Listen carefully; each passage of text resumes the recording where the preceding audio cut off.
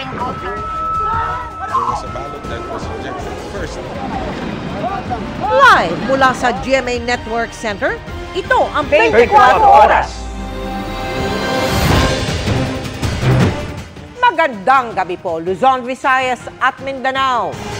Sinuntok, sinakal at pinalo ng kanyang ina at lola ang isang batang 8 taong gulang sa Rodriguez, Rizal. May nahulikam na tagpo kaugnay niyan pero gate pa rin ng ina, hindi niya binugbog ang anak. Pero aminado siyang nagalit dahil sa di pag-uwi agad ng anak na inutusang bumili ng sigarilyo. Babala, sensitibo po ang mapapanood nyo sa pagtutok ni EJ Gomez.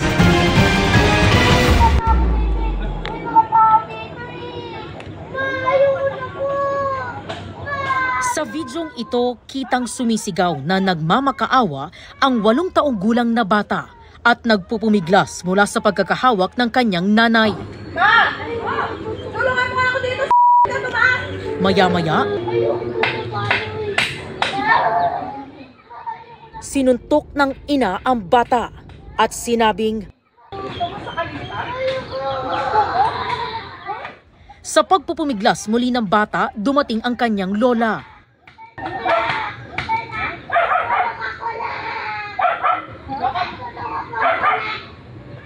Pinagtulungang buhati ng dalawa ang bata para iuwi sa kanilang bahay habang nagpapatuloy ang pananakit.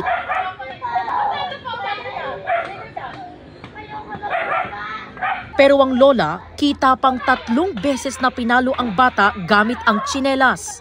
Ilang residente ang nag-report sa barangay na siya namang nag-report sa pulisya. Base sa investigasyon, maghapong hindi umuwi ang bata matapos siyang utusan na bumili ng sigarilyo.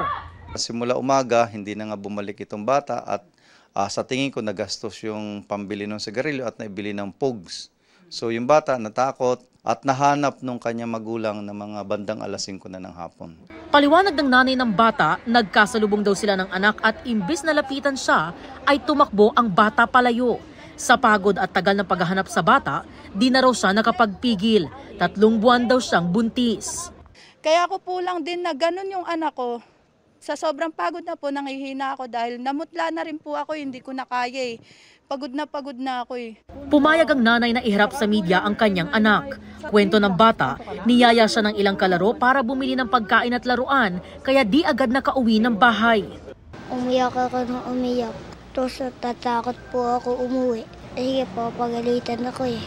Ayaw doon sa kapitbahay, gano'n na nga. Pagka nagagalit yung magulang ay binubugbog, kaya nga naisipan ng i-video ng kapitbahay. Ayon sa mag-ina, ito raw ang unang beses na nangyari ang insidente. Giit ng nanay, hindi niya binubugbog ang kanyang anak. Binugbog ko po yung anak ko, makikita po yan sa katawan, yung sobra pong pambubugbog. Hindi po ganun eh. Kita po eh. Hindi po totoo yun na isang beses lang. Marami ng beses. Naririnig na lang namin yung anak niyang humihiyaw. Tapos makita namin yung anak niya may pasa sa mukha niya. Tapos ang dami niyang kalmot. Ipinatawag ng Rodriguez Municipal Police Station ang nanay at lola ng bata para kunan ng pahayag.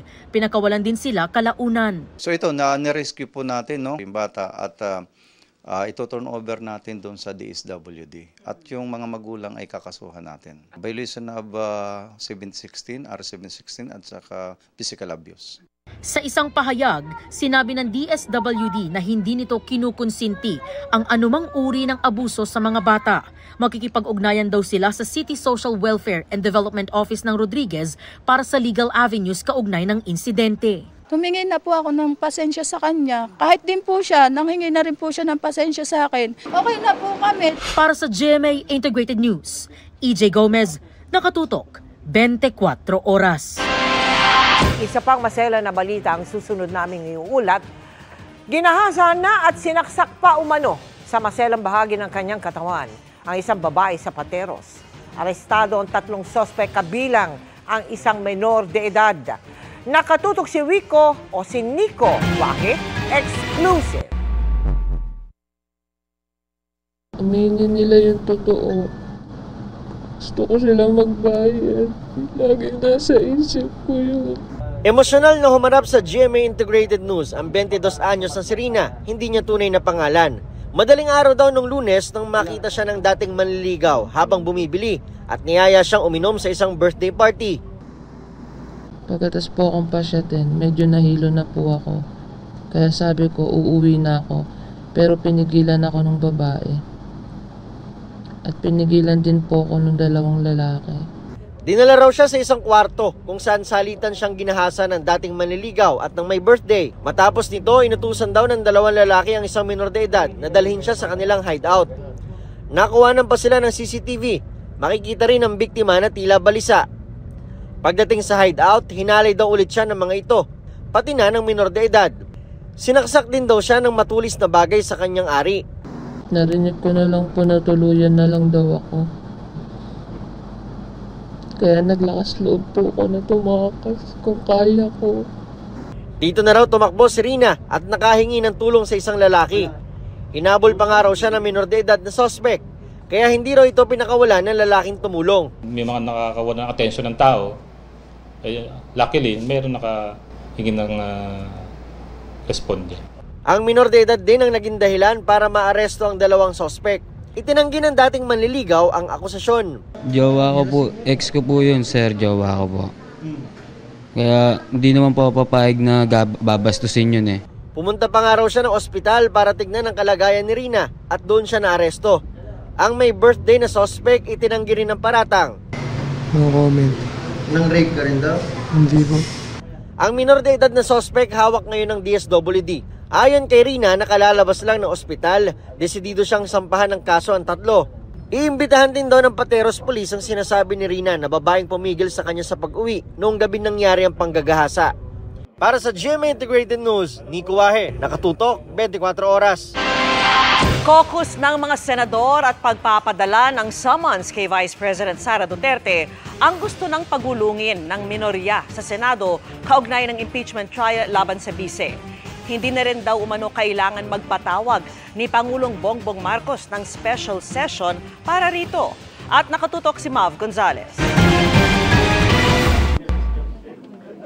Para mapag-usapan ang impeachment trial ni Vice President Sara Duterte, kakausapin ni Senate Minority Leader Coco Pimentel si Senate President Cheese Escudero para humiling ng caucus o private meeting ng mga senador. Huwag mo na session, caucus muna. Caucus muna. Pakinggan nila ako. Ngayon kung talagang ayaw nila, aminin namin sa taong bayan. It is a legitimate political issue for the people. Aminado naman kami na yung special session, dapat ginusto rin yun ng majority, ng quorum.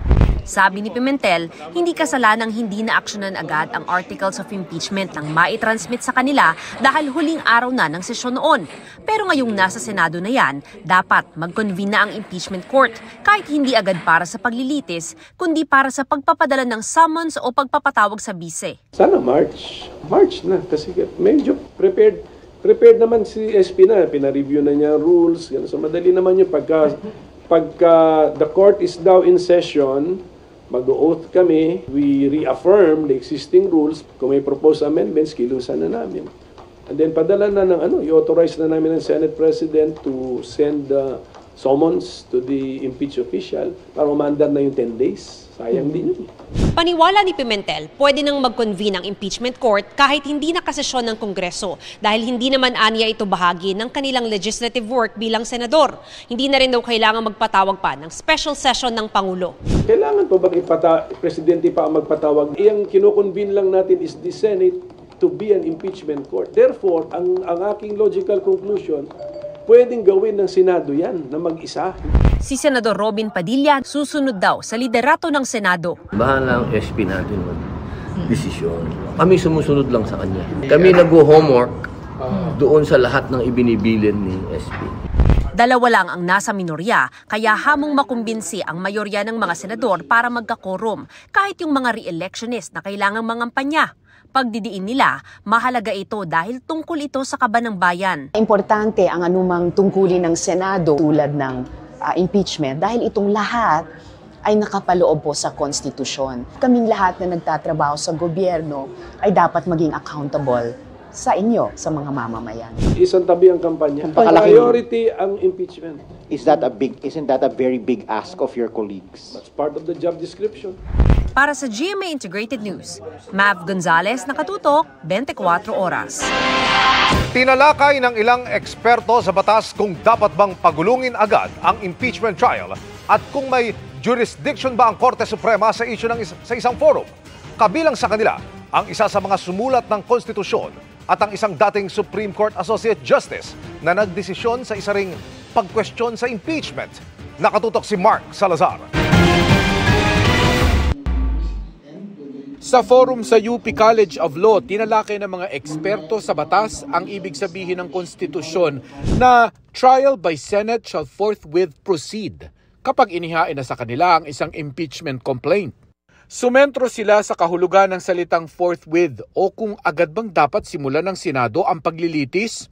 Sabi ng isa sa mga framer o may akda ng konstitusyon, in ordinary meaning, as constitutionally interpreted, it means right away. It means immediately. Walang patumpik-tumpik. Walang alinlangan. Gawin kaagad. Pero kung nakareses naman ng Kongreso, gaya ng sitwasyon ngayon, if the Senate is not in session as it is today, this impeachment court cannot constitute itself because the reference of the impeachment complaint is to the Senate. And therefore, the Senate, in a formal session, will refer this to the impeachment court. The President can even call a special session so that the impeachment trial can take place. Pero sabi ni dating Supreme Court Associate Justice Conchita Carpio Morales, hindi pwedeng mag-special session para sa impeachment. Impeachment is not included as among the reasons why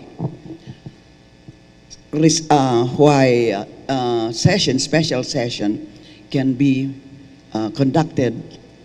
My conclusion is that no, impeachment proceedings or this impeachment trial cannot be conducted during recess. Sakaling masimula naman ng kasalukuyang Senado ang paglilitis, pwede bang ituloy nila ito kapag naiba na ang komposisyon ng Senado matapos ang eleksyon? Pagdidiin ni 1986 Constitutional Commission member Rene Sarmiento, tuloy ang trabaho ng kasalukuyang impeachment court na hiwalay na sa magiging Senado. Outside of legislation, it has a continuing function. It could be convening as a canvassing board. It could even be serving as an impeachment court. Dahil dumulog na sa Korte Suprema ang bise, tinanong kung pwede bang makialam ang Korte Suprema sa lehislatibo na kapantay nitong sangay ng gobyerno.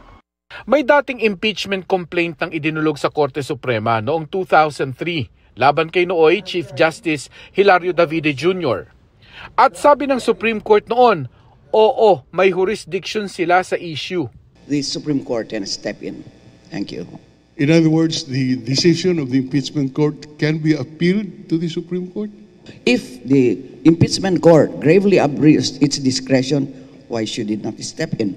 Because the remedy is not to re-elect the senators that rendered such an unjust judgment. You tell that to those who are electing and re-electing. Ang ponente ng desisyong iyon ng Supreme Court, si retired Associate Justice Conchita Carpio Morales. Sa desisyon, tinalakay rin ang probisyon sa konstitusyon na isang impeachment proceeding lamang ang maaaring simulan laban sa isang opisyal sa loob ng isang taon. Ang one-year rule na ito ay isa sa punto ng petisyon ni Vice President Sara Duterte sa Korte Suprema para pigilan ang kanyang impeachment trial. Meron na raw kasing naunang 3 impeachment complaint na inihain laban sa bise sa loob lamang ng ilang buwan. Pero sa desisyon ng Korte Suprema noon, sinabi nitong ang pagsisimula ng impeachment proceeding ay ang paghahain ng impeachment complaint at pag-refer nito sa House Committee on Justice. Matatanda ang hindi na-refer sa komite ang mga naunang impeachment complaint sa Korte. Para sa GMA Integrated News, Mark Salazar, nakatutok 24 oras. Nakakaluha ang biglang pagsipa ng presyo ng sibuyas. Umabot ng 200 piso kada kilo. Pero ang sabi ng grupong Sinag, hindi dapat ganyang kamahal dahil mura ang farm gate price. Apila pa nila, Huwag muna mag-angkat ng sibuyas. Ang tugon ng Agriculture Department, tinutukan ni Maki Pulido. Amoy pa lang, matatakam ka na pag may ginisa munang sibuyas. Kaya nga isa ito sa paboritong pampalasa ng maraming Pilipino sa ulam. Pero ngayong Pebrero, maraming tinabangan sa presyo nitong abot hanggang 200 pesos kada kilo. Hanggang 50 ang iminahal niyan kumpara sa presyo noong Enero. Sabi nila wala pang masyadong ani, kaya mahal po yung sibuyas na pula. Kaya si Robert, kung dati nakastock na ang pang-isang buwang sibuyas, ngayon tingin na lang kung mamili. Good for 1 week na lang na para sa next na payday, makakabili ka ulit. Ipinagtakayan ng grupong Sinag dahil muraan nila ang farm gate o bentahan sa mismong taniman na nasa 90 pesos per kilo para sa pulang sibuyas at 40 pesos para sa puting sibuyas. Kaya sa palengke, dapat hindi hihigit sa 150 per kilo ang bentahan ng pulang sibuyas. Tulad ng matagal ng problema, trader umano at hindi onion farmer ang nakikinabang sa pagsipa ng presyo. Yung trader na namimili, siya rin yung grupo na nag-i-import. Siya rin yung may cold storages. Siya rin yung merong retail chain. Ibig sabihin, maraming pangalan pero pag binaybay mo, iilang grupo lang talaga yung may control. Nababarat umano ng mga trader ang mga onion farmer dahil sa anunsyo ng Department of Agriculture noong Enero na mag-aangkat ng 4,000 metric tons ng sibuyas. Sabi ng Sinag, sana hindi muna mag-angkat ng sibuyas dahil panahon na ng anihan at wala namang shortage. Yun din ang ginagamit ng trader para baratin sila na ibenta nyo na yun sa mas mura kaysa mabulokan kayo dahil nandiyan ang imports. Sabi ng Department of Agriculture, kung hindi nag-angkat ng sibuyas, baka sumipa pa ang presyo sa 300 pesos per kilo. Hindi rin daw nababarat ang mga onion farmer dahil mataas na ang 90 pesos per kilo na farm gate. Kung ikukumpara mo nga ng 140, 150 noong January, dahil nga merong expected na deficit na 7,000 metric tons. Kung hindi nag-announce na magkakaroon ng importation, it can easily go to 300. At dahil hindi lang naman sibuyas ang mahal, dumidiskarte na lang ang ilang mga karinderya. Ang diskarte ngayon, yung kinukuha namin, mga laso na. Kasi ito, mas malasa to, mas masarap. Tapos mas mura siya. Limbawa ma'am, yung sa isang putahe ma'am, dalawang nilalagay namin na sibuyas, ginawa na lang po namin isa. Para sa GMA Integrated News, Maki Pulido, nakatutok 24 oras. Chika Minute na po mga kapuso at ang makakasama natin sa chikahan ngayong Huwebes, ang sparkle singer and actress at kaayos na si Isabel Ortega. Isabel! Good evening, Miss Vicky, at good evening mga kapuso! Mag-goodbye teens and hello 20s na si My Ilonggo girl Jillian Ward na mas maraming gustong ma-explore in life. Kabilang dyan na ang dream na makapag-cosplay kasama si Myrtle Sarosa at ma-experience ang magic of love. Makichika kay Lars Santiago.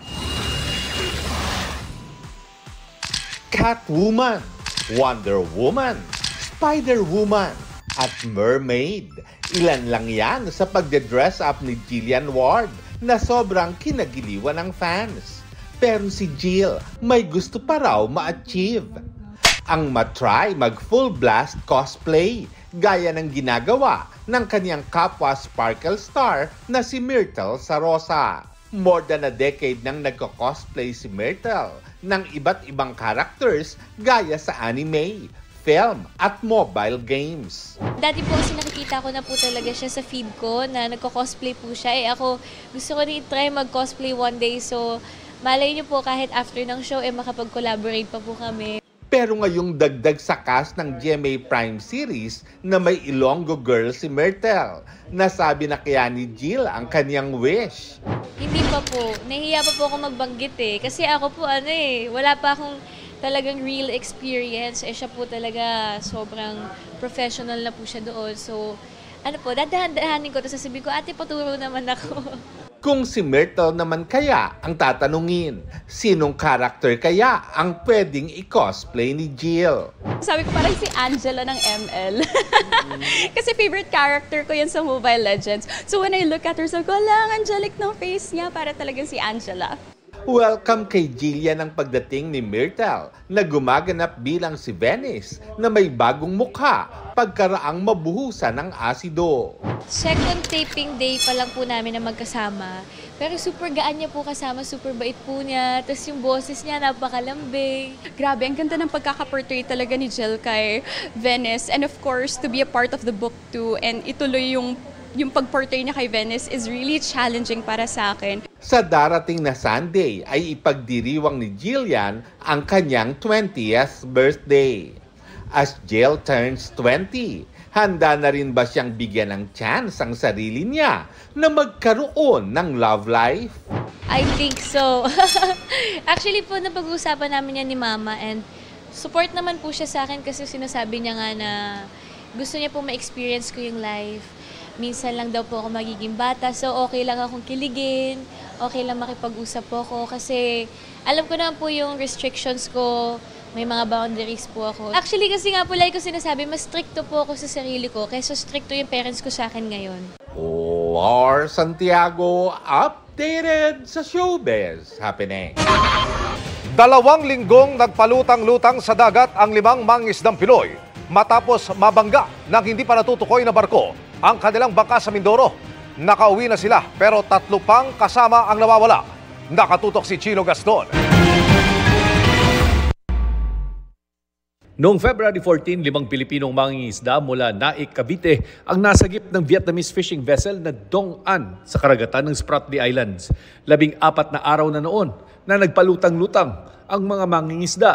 Kwento ng mga mangingisda sa Philippine Coast Guard, nasira ang kanilang bangka dahil binangga ng isang di pa kilalang barko habang nangingisda sila sa may bandang Lubang Island sa Mindoro. 3 raw nilang kasamahan ang nahulog sa dagat at hanggang ngayon ay hindi mahanap. Para mabuhay, kumapit daw sila sa sirang bangka at kumain ng isda at lumot. Meron po silang mga natirang pangawil doon. So yun po yung way of survival and then kumakain din po sila ng mga lumot-lumot. May na-receive tayo na information coming po dito sa agent ng MV Dong An. May na-rescue po sila na 5 Filipino fishermen in areas of Spratly Islands. Hapon po, 6:30 a.m. sinundo po sila ng barko ng Philippine Coast Guard, ang BRP Boracay. Kahapon nakabalik na sa kanilang pamilya ang mga mangingisda pagkatapos sumailalim sa debriefing sa PCG sa Sangli Point, Cavite. Iniimbestigahan na ng PCG kung anong barko ang bumangga sa kanila. Meron din naman po tayong coordination sa BTMS o dito po sa Vessel Traffic Management System natin, which is located in Corregidor Island. Alamin kung anong oras, anong araw, anong mga vessel ang dumadaan during the said incident. Initial statement po, ito pong barko na dumadaan ay naka-autopilot at hindi nila nakita yung fishing bank. Ang National Maritime Council nanawagan sa mga mangingisda ng iba yung pag-iingat at siguruhing sumusunod sa maritime regulations para na rin sa kanilang kaligtasan. We actually encounter such activities at sea. Bigla na lang kami nabubulaga kasi as per report, hindi sila nag-iilaw. Kahit na malit na bangka ka, you have to abide by maritime rules. Ilaw yung species sa gabi, ilaw ang kailangan. Hindi ito ang unang beses na nabangga ng mga malalaking barko ang mga bangka ng mga Pilipinos sa loob mismo ng sariling EEZ. Kaya hindi lamang ang karapatan ng bansa ang isinusulong dito, kundi maging ang kaligtasan ng lahat ng mga mangingisda. Para sa GMA Integrated News, Chino Gaston, nakatutok, 24 oras. Nanindigan ng US State Department na patuloy nitong susuportahan ng Pilipinas sa issue ng West Philippine Sea. Sabay paalalang sakop ang naturang teritoryo sa Mutual Defense Treaty ng Pilipinas at Amerika. Nanawagan din sila sa China na iwasan na ang mapangahas na aksyon kasunod ng peligrosong paglipad ng helicopter ng China malapit sa eroplano ng BFAR. Ang tugon ng China sa pagtutok ni JP Soriano. Matapos almahan ng gobyerno ng Pilipinas ang peligrosong pagbuntot at pag-ibabaw ng helicopter ng People's Liberation Army Navy ng China sa eroplano ng BFAR sa bahagi ng Scarborough Shoal na teritoryo ng Pilipinas. Kinondena rin ng State Department ng Amerika ang anilay hindi ligtas at irresponsableng aksyong ito ng China para humadlang sa Philippine Maritime Air Operation sa paligid ng Scarborough Shoal.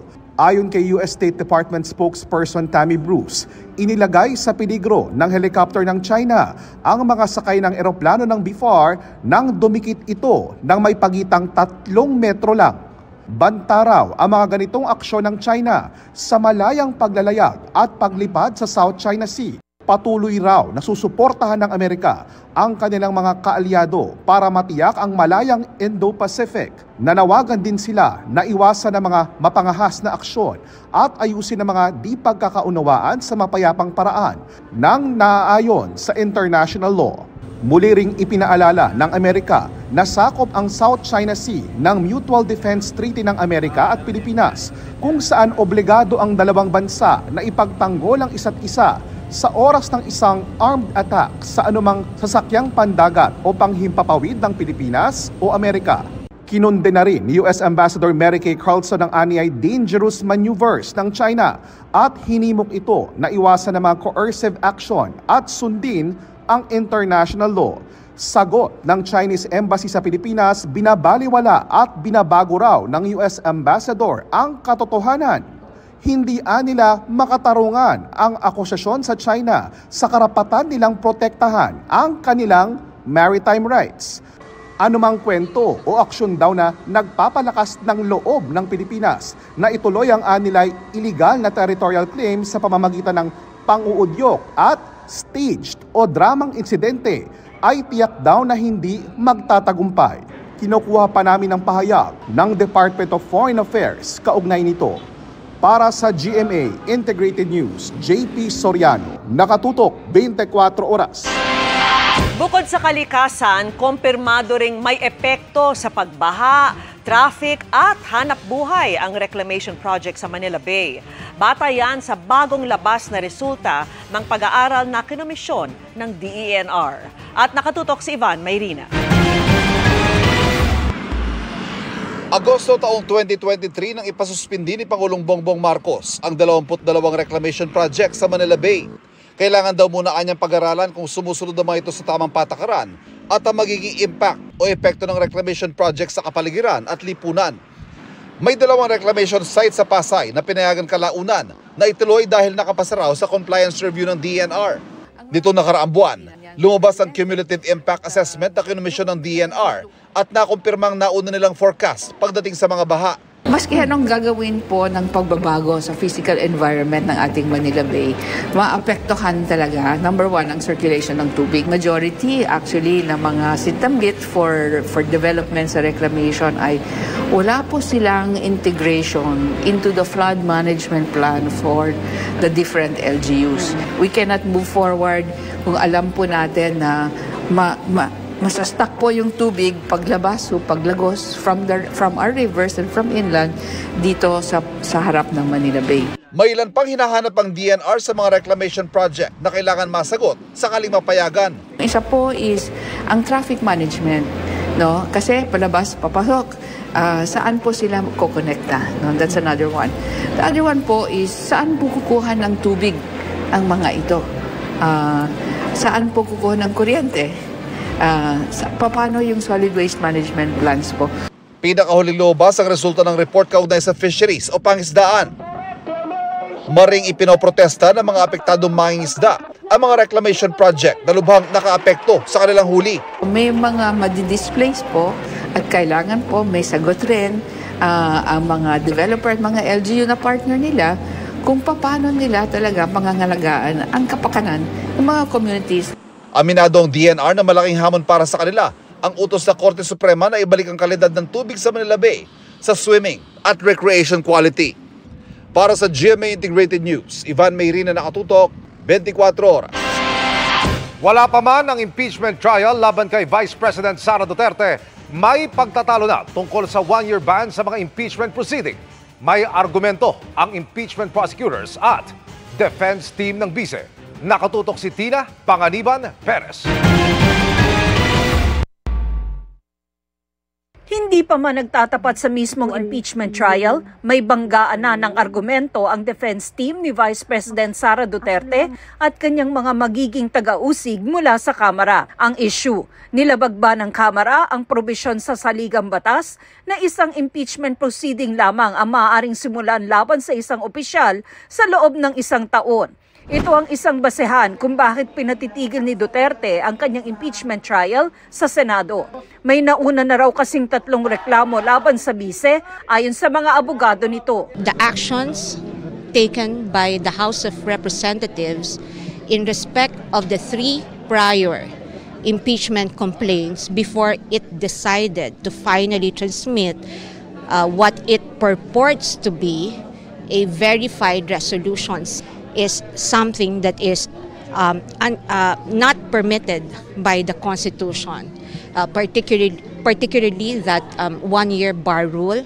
Pero sabi ng ilang impeachment prosecutor, hindi nagsisimula ang pagbilang ng 1 taon sa paghahain pa lamang ng reklamo. Ang 1-year ban daw ay nagsisimula kapag initiated na ang impeachment complaint.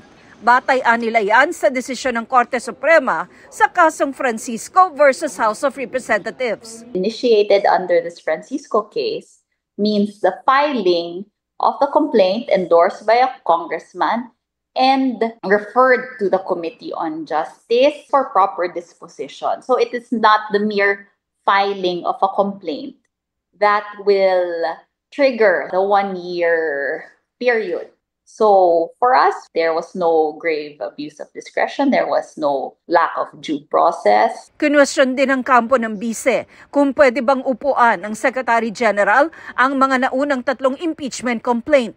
You would recall that there were already pronouncements as early as December. There were 3 prior complaints that were filed. There were official reports and interviews and public pronouncements that were made by the Secretary General that supposedly these 3 complaints were already verified and ready for transmittal to the Speaker, but never did.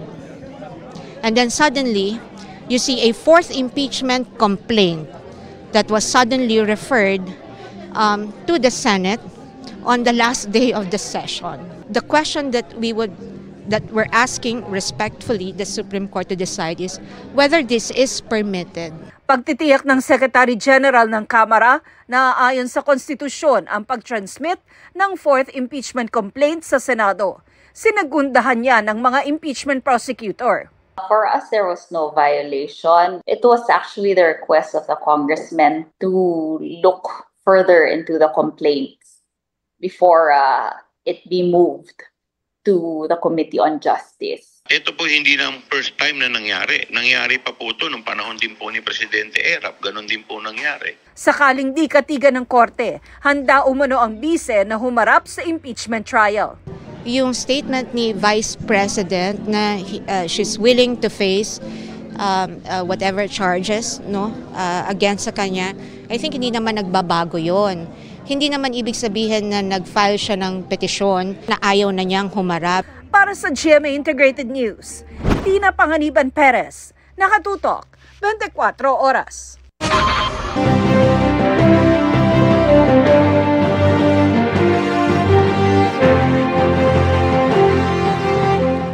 Iniutos ng COMELEC ang pagpaparehistro sa kanila ng mga grupo o kandidato na gustong magsapubliko ng kanilang mga election survey. Nakatutok si Sandra Aguinaldo.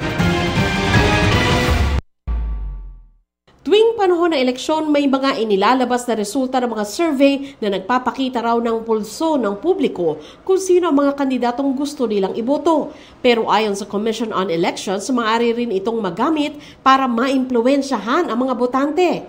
Kaya sa COMELEC Resolution 11117, nilatag nito ang karagdagang alituntunin para raw mas mabantayan ang mga survey at yung mga nasa likod nito. Talagang yun ang purpose, to influence voters, which is allowed para ka rin nangangampanya. Kaya lang, kung yung radyo, dyaryo, TV, At saka social media nga ngayon, to a certain extent, nare-regulate natin. Bakit hindi ang survey? Di ba ang purpose nga daw ng survey is to influence the voters? So dapat ma-regulate din namin. May nauna ng resolusyon ng COMELEC para sa pagbibigay alam sa komisyon kung sino ang nagpagawa at nagbayad ng survey. Kung kandidato ang nagpagawa, kailangan niya ito ideklara sa kanyang SOSE o Statement of Contributions and Expenditures. Ngayon, nais ng COMELEC na pati ang mga survey firm, kandidato, grupo at iba pa na gumagawa at nagsasapubliko ng survey, kailangang mag-register muna sa COMELEC, Political Finance and Affairs Department. Gusto rin natin na mai-report nila sa amin yung tunay na gastusin. Dapat po lahat ng klase ng paggastos, from the start of the campaign up to the last day of campaigning, which is May 10, dapat po nare-report lahat sa COMELEC. 5 araw mula sa publication ng survey, kailangang i-report ito sa COMELEC at kung maaari ay ilalahad ng survey firm ang halagang ginastos ng politiko para sa survey. Ang media naman, ilalabas lamang ang election survey kung nakalahad ang pangalan ng gumawa ng survey at nagbayad nito.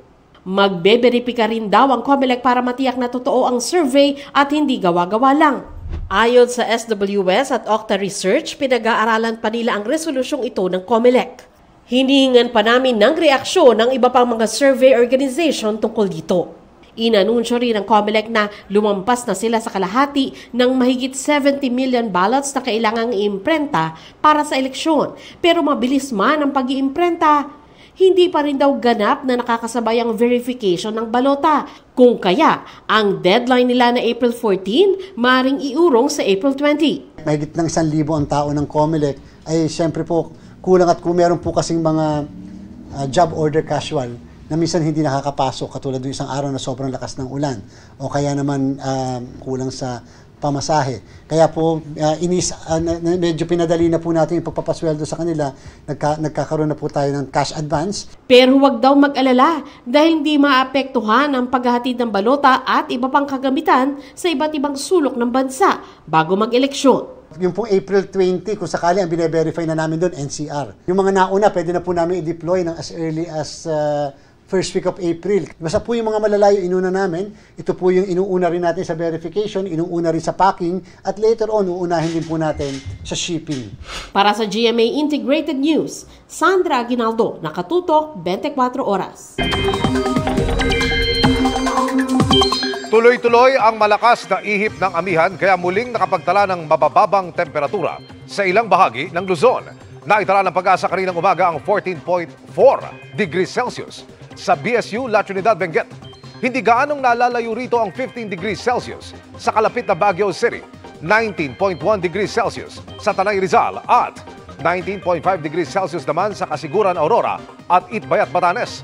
Bukod sa amihan, nandiyan din ang umiiral na easterlies. Ang banggaan o salubungan ng malamig na amihan at mainit na easterlies dahilan pa rin ng pagkakabuo ng shear line. Dahil diyan, uulanin pa rin ang malaking bahagi ng bansa base sa datos ng Metro Weather. Kasama sa mga yan ng Northern Luzon at may kalat-kalat na ulan naman sa Central Luzon. Sa Mimaropa at Calabarzon, malawakan ang mga pag-ulan.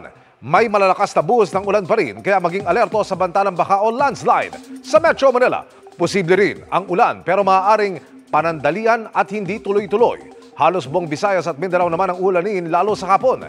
May matitinding ulan na posibleng magpabaha o magdulot ng pagguho. Arestado ang mahigit 20 miyembro ng isang grupo na nagkandado ng mga negosyong hindi umano nagbabayad ng buwis sa kanila. Pakilala ng grupo, sila ang bagong gobyerno at pagmamay-ari umano nila ang buong Pilipinas. Nakatutok si June Veneracion. Sino ang hindi kakabahan sa ganitong tagpo? Armado ng itak at samurai, nilusob ng mga miyembro ng Federal Tribal Government of the Philippines o FTGP ang ilang establishmento sa Surigao City noong January 24.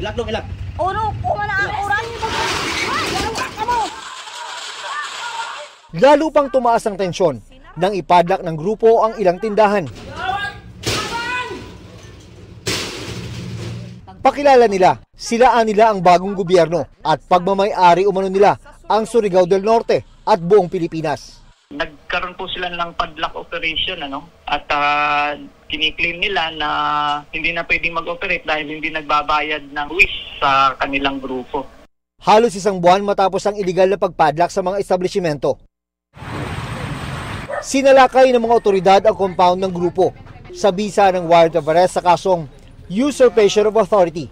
21 ang inaresto, kabilang ang mga leader ng grupo na sina Dato Adlaw at Bay Lourdes. Sa pagkakaaresto po sa dalawang leader na ito, kay Dato Adlaw at kay Bay Lourdes, naipakita po natin na wala pong hihigit o lalamang pa sa gobyerno ng Pilipinas. Nasa kustodiya pa rin ng PNP ang mga naaresto. Nakatakda silang ilipat sa Surigao City Jail. Para sa GMA Integrated News, June Veneracion, nakatutok, 24 oras. Kahit hindi na confine, sasagutin na rin ng PhilHealth ang gastos ng pasyenteng dinala sa emergency room. At sakto ngayong dumarami ang kaso ng dengue, ang pagtaas din ng PhilHealth benefit package para riyan. Nakatutok si Mark Salazar. Biktima ng hit and run ang apo ni Marilyn Sionco, kaya isinugod sa ospital. Buti na lang doon sa CT scan at sa x-ray, wala naman damage yung bata. 8,300 pesos din ang inabot ng bill nila kahit outpatient at hindi naman na-confine ang bata. Sa bagong facility-based emergency package ng PhilHealth, kahit hindi ka na-confine, ay may makukuhang benepisyo mula sa PhilHealth. Itong pong February 14, nagsimula na rin po yung tinatawag nating bagong package for emergency care packages. Ito po is yung kung ang isang pasyente or isang miyembro ng PhilHealth ay nadala sa isang emergency room, nagkaroon po ng mga gamutan, pero hindi po sila na-confine. Nagstay lang sila sa emergency room ng mga 3 hours or 4 hours tapos pinauwi na ulit. So kung ikaw ay dengue suspect at nadala sa ER, meron ka na rin po ngayong bagong benepisyo na makukuha. Hindi lang po for confinement. Sakto, dahil marami raw nag-aalala sa pagtaas ng dengue cases sa Metro Manila. Sa check-up pa lang, mahal na. Magpatingin po sa either sa consulta provider or pwede po kayong pumunta sa ER at may benepisyo pong makukuha galing sa PhilHealth or kung kinakailangang ma-confine ay mayroon pa rin pong benepisyo na makukuha sa PhilHealth. Itinaas na rin daw ng PhilHealth ang benefit package nila sa dengue. Ang ating coverage for dengue mild or dengue fever ay from 10,000, ngayon po ang coverage natin is 19,500. Yun naman pong ating dengue severe or yung dengue hemorrhagic fever, ang coverage na po natin ngayon is from 16,000 to 47,000 pesos.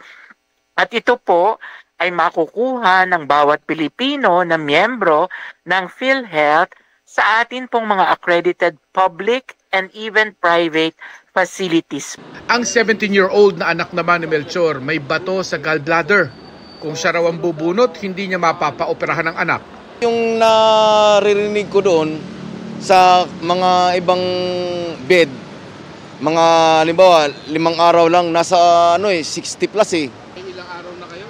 13 days na, mga 13 days na to. Pero bago kami inakyat sa sa admission, pinasikaso muna namin yung PhilHealth ko. At saka malasakit. Yun sabi, hindi kami bubunot. Pipirma lang kami dun sa availment na Pinakamahirap ang kaso ni Maria dahil wala silang trabahong mag-asawa. Tapos, nagka-leukemia pa ang 4 na taong gulang nilang anak. Wala po kami kapera-pera po. Ano lang po, humihingi lang po kami sa po. Ngayon po, nanghingi lang po kami tulong sa dugo pa lang, tsaka platelet po. Ayun. Ang dugo po ay 1.5. Ang platelet, 1,000 po. Yung pa lang? Opo. Kailangan lagi po yung anak ko po. Mabuti na lang at indigent member siya ng PhilHealth. Ito yung miyembro kahit hindi nakakapaghulog sa PhilHealth. Naano ko na po doon sa social service ko. Na-approvean na mako-covered ko yung PhilHealth yung anak ko. Opo, kasi indigent lang po din po yung PhilHealth ko. Covered ang anak ni Maria ng Z-package ng PhilHealth o yung para sa malalang mga sakit gaya ng cancer. Ito po ay isang kabuuang gamutan po simula po sa halimbawa diagnostics hanggang sa chemotherapy, kung kaya't malaki po yung ating coverage. Now, ang pamamaraan po ng pagbabayad natin dito ay by tranches in order to make sure na ang pasyente ay patuloy na nagpapagamot at patuloy na nabibigyan ng gamutan ng ating mga providers. So out of the 500,000 pesos po ay ang unang tranche ng pagbabayad natin is 300,000 pesos. Pangalawa pong tranche ng pagbabayad natin is 125,000 pesos and the 75,000 pesos to complete the 500,000. Sa mga susunod na araw daw ay isasama na rin ng PhilHealth ang pre-hospital emergency benefit o yung libre pati pagsundo ng ambulansya sa pasyente. Para sa GMA Integrated News, Mark Salazar, nakatutok 24 oras. Hindi lang nakakatakam sa sarap. Okay na okay din sa netizens ang cooking videos ng mommy ni mga batang real star, Miguel Tan Felix. Ang catchphrase niya kasing, okay na to, patok kaya ginawan pa ng parody ng ilan. Makichika kay Aubrey Carampel. Lista dito. Halo dyan. Sino bang di matatakam sa mga luto ng content creator at nanay ni mga batang real star Miguel Tan Felix na si Mommy Grace Tan Felix? Kahit madaling araw ka kasi mag-scroll sa social media, wala kang ligtas sa instant cravings pag dumaan sa iyong FYP ang kanyang mouth-watering dishes. Pero parang di lang recipe ni Mommy Grace ang ginaya ng netizens, kundi pati ang kanyang linyang Okay na to, okay na to, okay na to. Short but sweet, pero sinakyan na ng witty skits. Paano raw kung naging doktor si Mommy Grace? Okay na to. May kwelang entry rin ng content creator at sparkle artist na si Mark Oliveros. Doc Grace, iligtas mo siya, Doc Grace, Miss Tan Felix. Okay na to. Ha? Anong okay? Okay na to. What if nag-breakdown daw si Mommy Grace? Mag-i-stop na raw sa pag-cry dahil okay na to. Hirit naman ang isa pang netizen. Paano kung working hard ka pero di pa sapat ang sahod? Okay na to. Pero ang tanong naman ng iba, bakit nga ba napakarami lagi magluto ni Mommy Grace? Ang dami nagtatanong po niyan. Pero una kasi nire-renovate po yung kitchen niya. So marami siyang magluto para pakain na rin yung gumagawa ng kitchen. Pangalawang dahilan kasi nasa isang compound po kami. So kasama rin namin yung mga pamangkin ko, may lola, tito. So if gusto nila manghingi ng ulam, pwede na. Praktikal din daw ang pamilya ni Miguel kaya kung anong ulam sa tanghali, aabuti na ito hanggang sa gabi. Maging ang mga kasama ni Miguel sa mga batang riles, takam na takam sa mga luto ng kanyang mommy. Ang pinaka naalala ko po sa ganyan si Sir Roderick Paulate. Pinapanood niya po talaga si Mami, tapos sinasabi niya, dali mo naman dito sa set si Mami mo, dala ka naman ng pagkain, ganyan. Pero sa lahat ng luto ni Mommy Grace, ang favorite daw ni Miguel. Ako, pinaka-proud po ako na patikim sa lahat yung leche flan ni Mami kasi yun talaga yung favorite ko. Ayun talaga? Leche flan. So, pag may chance, pag nagluto si Mami ng leche flan, dadala po talaga. Pero FYI, hindi lang naman daw taga-kain ng luto si Miguel.